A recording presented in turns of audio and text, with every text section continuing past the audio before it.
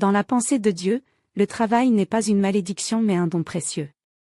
Adam et Ève étaient destinés à cultiver le jardin, marquant ainsi l'importance du travail dans notre existence. Cependant, la désobéissance a introduit la souffrance, transformant le travail en un labeur pénible. Malgré cela, notre vocation demeure celle de servir et de célébrer le don du travail.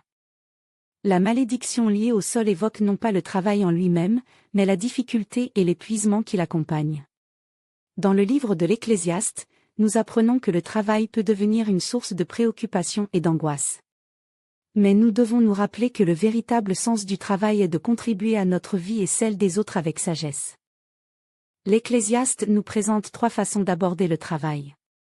La première, c'est de s'investir à fond, où le labeur devient une obsession. La seconde, c'est de murmurer contre autrui, motivé par la jalousie. La dernière est la recherche d'un équilibre, permettant de se consacrer à des relations plus profondes avec Dieu et les autres, ce qui est essentiel.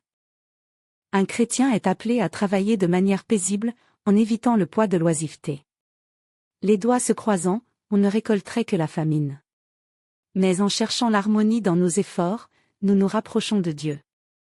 Ainsi, notre travail n'est pas seulement une nécessité, mais aussi une opportunité de servir et d'apporter de l'aide à ceux qui en ont besoin.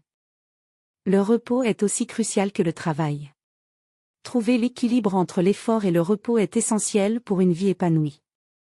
Nous sommes appelés à travailler avec diligence tout en gardant un espace sacré pour Dieu et pour nos relations. Travailler paisiblement nous permet non seulement de subvenir à nos besoins mais aussi d'aider ceux qui sont dans le besoin.